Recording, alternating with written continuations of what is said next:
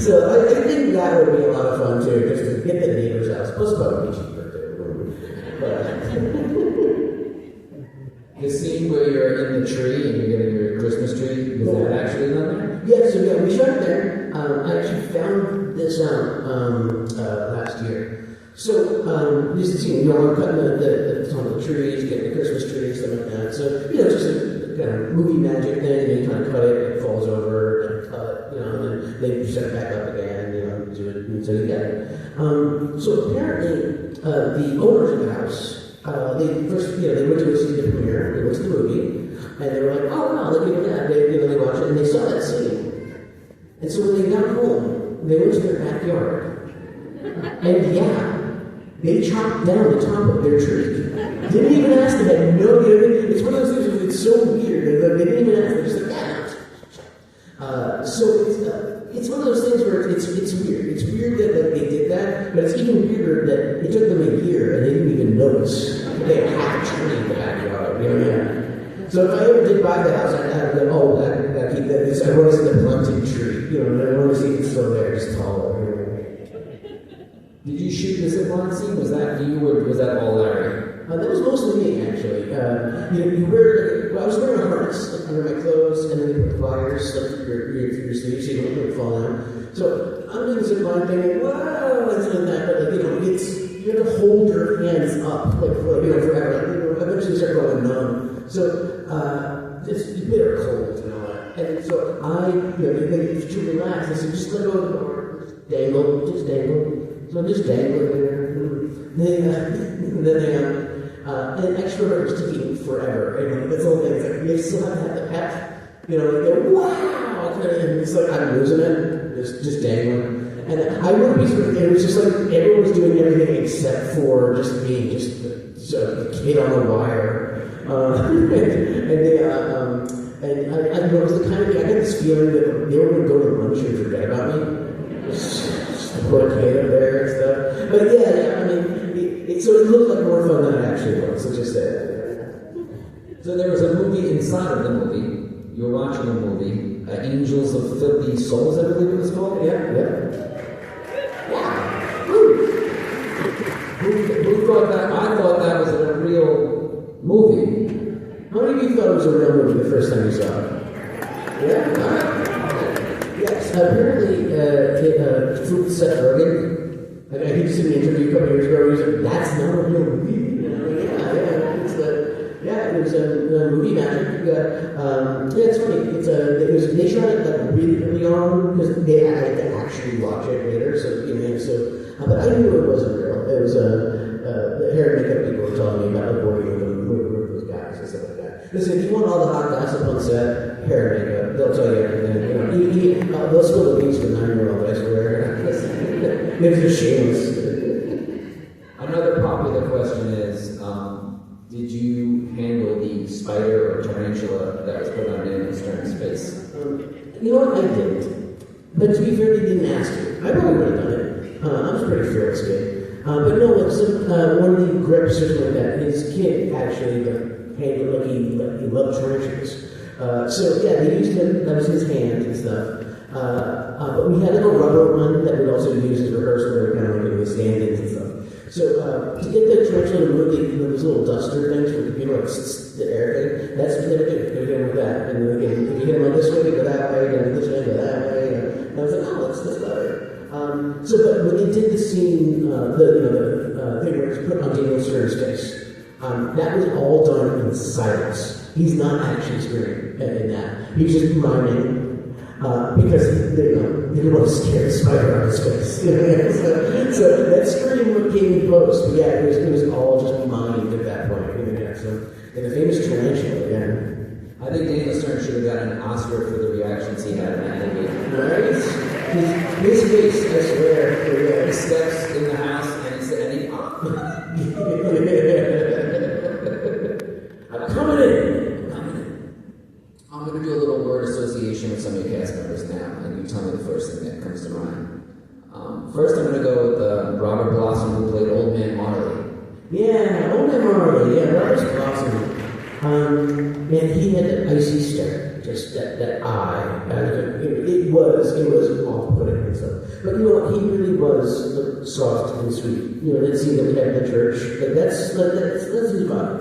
There's a reason why he got the part and stuff. Actually, I worked with him again later that year. It was an educational thing for Ellis Island, of all places.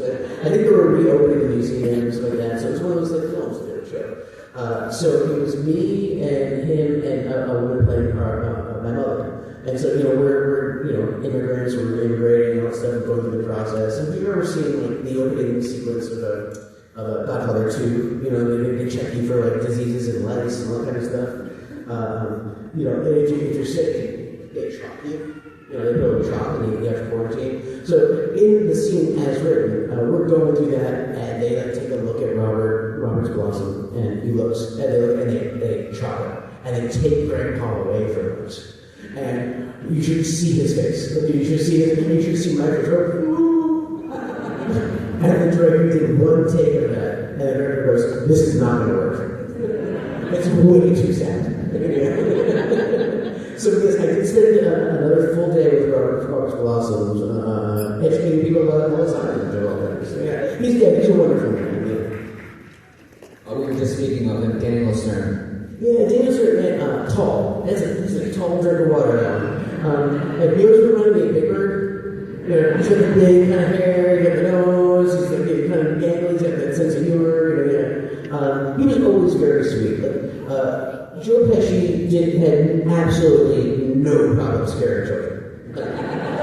I know, shock of all shocks. But he had no problem. He kind of loved it and stuff. Daniel was not like that. When we were shooting the second one, my two younger brothers would come to visit set, and one of my brothers would see them and go, he gets scared.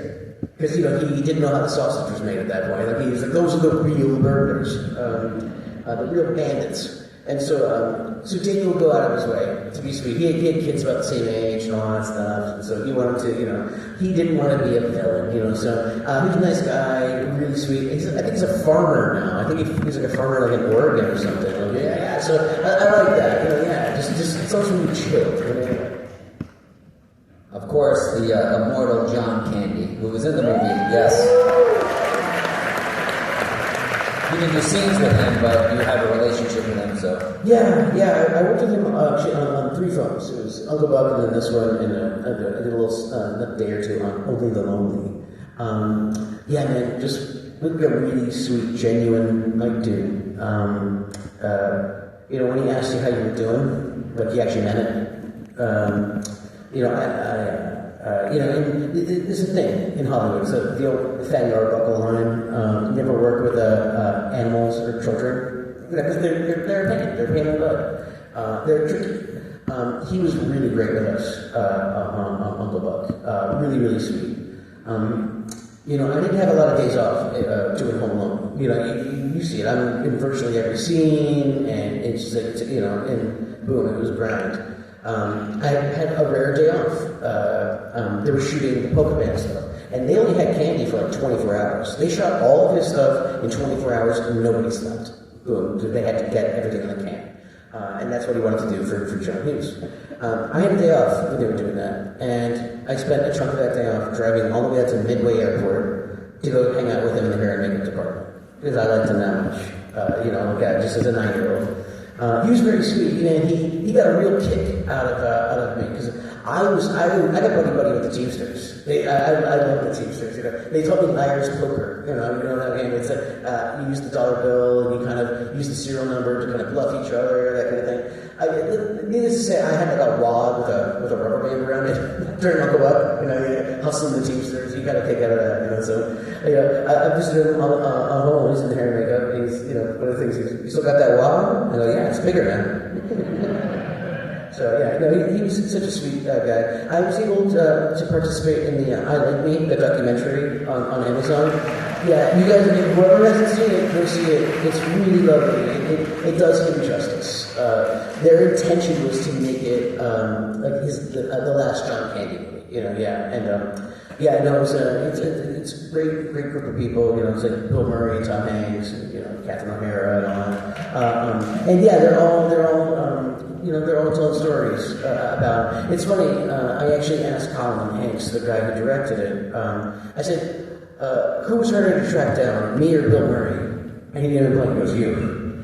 Oh boy, he goes, you're a hard man to find, you know, yeah. And I was like, yeah, no, I'm not good with my phone and stuff, but, you know, but I'm really glad I did it, you know. Also, fun fact, this is probably going to be the last movie I've ever done, or ever, you know, going to do, where I'm the youngest member of the cast, at 45. You know, you're so used to it back then, you know, but now, yeah, it's kind of a treat and a delight. Last but certainly not least, the incredible Katherine O'Hara.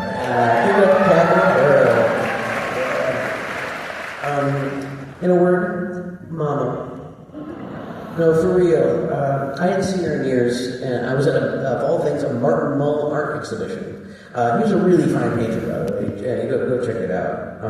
But I was on my way out, and boom, and she was on her way in. And first thing I said was, Mama. And she went, son. And boom, just hugged, everything like that. She's like, oh my God. She was like, she was trying to get her husband over. Look, us. No, she's really wonderful. About 2 years ago, I got a star on the Hollywood Walk of Fame. It was really cool. It was awesome. Really wonderful day. It was really cool to kind of get my flowers and, you know, do it in front of my kids. That was really special. But my mother, my real mother, she wasn't able to make it for health reasons. And so Katherine was there to induct me, essentially. She gave a speech. And it was really lovely. It's actually kind of awkward because they're giving a speech and they make you stand right next to them while they're doing it. So they're kind of saying nice things and you're kind of like, But I just remember as soon as it was done, you know, she just turned to me and I gave her a hug and I said, thanks for filming, thanks for being my mom today. So, you know, now we have each other's numbers, we touch base every once in a while and stuff, but we have just an instant affection for each other, you know, yeah, so Katherine O'Hara, she's great, she's a wonderful woman.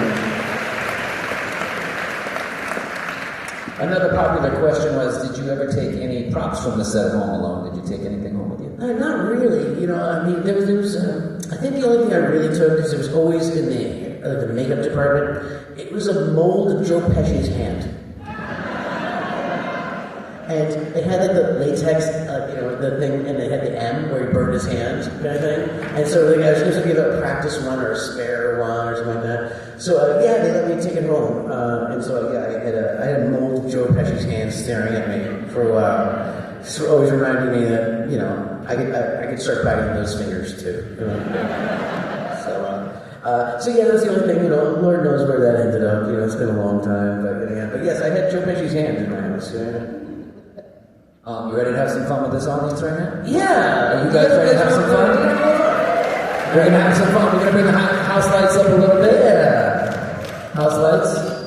And we're gonna do a little Home Alone trivia with the kids in the audience, and Mac's gonna tell you what to do. Yes, you got to sip of water. Okay. So I am going to throw this ball into the audience, and you head into the nearest kid, okay? This is more fun with kids. Okay, ready? Hey-ya! Give the ball to the nearest child. A child around. Is there a child in the house? You got it. You got it. I see you over there. Come on down. Come on down. Yeah, come on to the stage, yeah. You know, I know how the big was that, like, I got to eat the tennis ball. But no, get up here, get over here. All right. Come on out there. Can I have a ball back, please? Thank you. All right. Come over here. Come closer. I don't bite very hard. What's your name? Corbin. Hey, Corbin. Give it up for Corbin. Can we treat you a child on stage? I would know. Yeah. So, I'm going to do some trivia. When was the last time you saw Home Alone? I don't even know.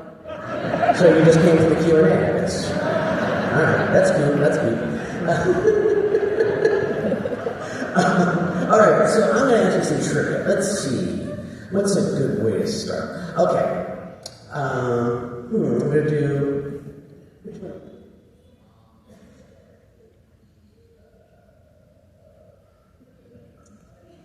Okay, you know what? I'm just going to go with it. Okay, so do you remember the part in the movie where where they're all running to the airport, right? Like the van show up, right? You remember that? Yeah. They knock over the lawn jockey and all that stuff, and they're like, "Oh God, we're late!" And then boom, they drive there and they're running into the airport. Remember that? Yeah. And then they finally get on and all that stuff, and like, whew, and Uncle Frank is like, "Put this in your purse." Remember that? Yeah. So here's my question: what airline did we fly? What airline did we fly? Was it the United Kingdom? Or That's a country. That's a country. American? Yeah! Culkin! Nailed it! Alright! Okay, so I'm going to give you... Let's see what we have here. Okay, this is a micro machine-esque little toy car that I signed for you. So, there you go. Thanks for coming. Give it a quick Culkin! Yeah, there you go! So good. Alright, I'm going to do this again.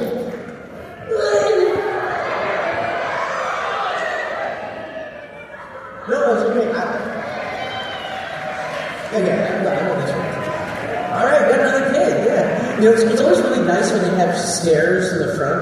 The first time we started doing it with kids, we didn't plan any of this, and there was no stairs in front. There was a guy sitting right over there, and he just started grabbing kids and throwing them on stage. And like with gusto too. He was very enthusiastic about it. So here we go. Hello, young lady, come on over here. Get my ball back, please. Thank you. So, what's your name? Zoe. Zoe. Give it up for Zoe. All right. So I'm going to ask you a trivia question about the movie that you just saw. Are you ready? Yeah. Okay, so do you remember the part where I'm in the pharmacy and old man Marley comes in and he's got a bloody hand and he comes up there? You remember that? Yeah, and I go, oh, I'm scared, and I start backing away, and the lady's like, you gotta pay for that, and then I run out, and the kid goes, shoplifter! You remember that? Yeah, and then I run onto the ice and I go, whoa! So I never pick his legs and all those things. You remember that? Yeah. Okay, here's my question. Was the toothbrush approved by the American Dental Association or not? You said I don't know. That's it. That is the answer. Excellent, Zoe. Okay, so I have a gift for you. It is a toothbrush that is approved by the American Dental Association. And I signed it right there on the back. Yeah. So thanks, Zoe. Well, I'm gonna hug too. That's awesome. Thanks, Zoe. You go back to stage. Yeah, there you go. That's pretty cool. Okay, let's see. We got another one.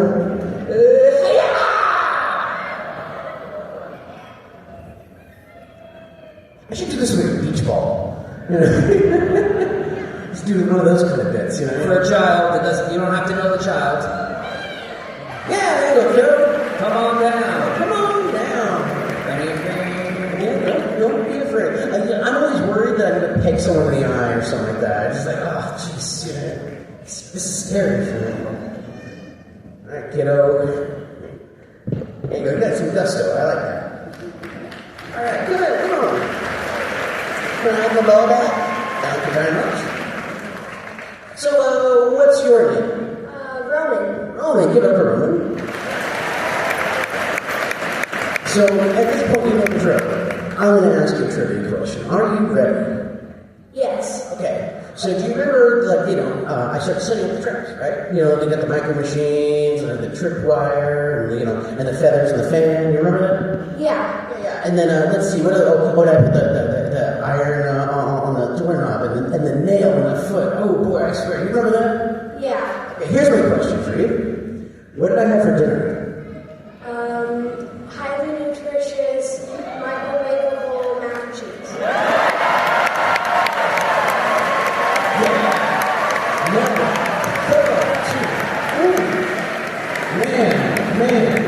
excellent. Honestly, I've never gotten it that thoroughly. Oh boy, that's wonderful. Okay, you get a macaroni and cheese dinner. Salad for you. That's awesome. High five, dude. Jeez, you got it all the way through. All right. Kids, go let your parents put this stuff on eBay. You keep it. Yeah, exactly. You can eat it too, just keep the box. All right, last one.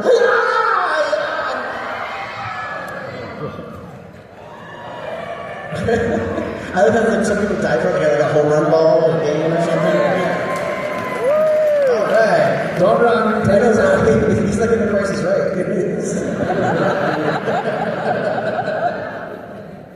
All right. Come on, yeah, here you go. Have a roll back, please. Thank you very much. So, kiddo, what's your name? Honor? Yeah. Did you enjoy the movie? Yeah. Okay, thank goodness.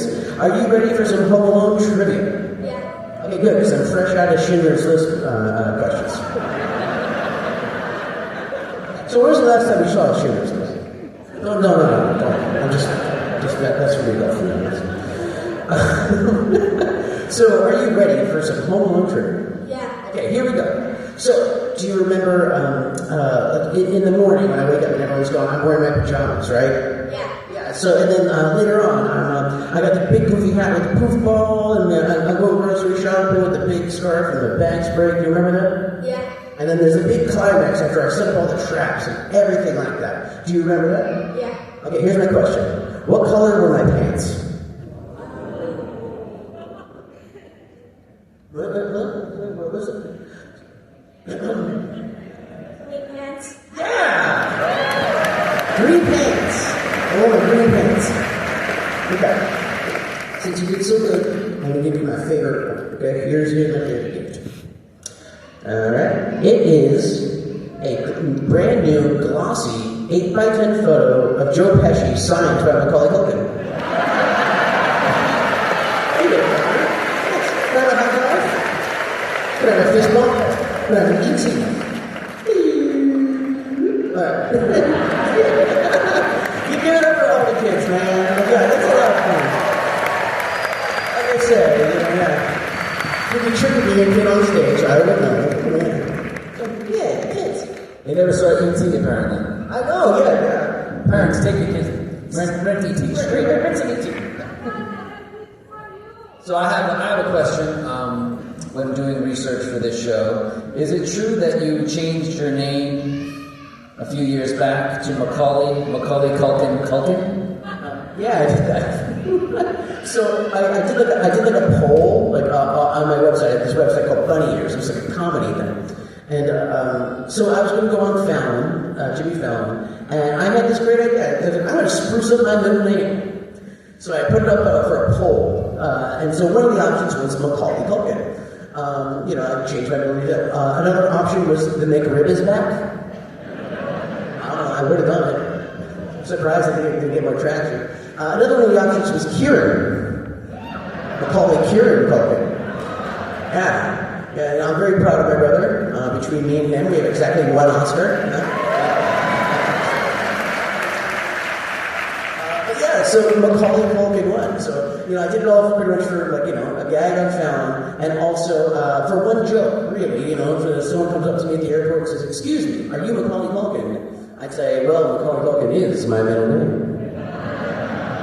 So it's on my Wikipedia and everything. I think that joke was totally worth breaking my mom's heart.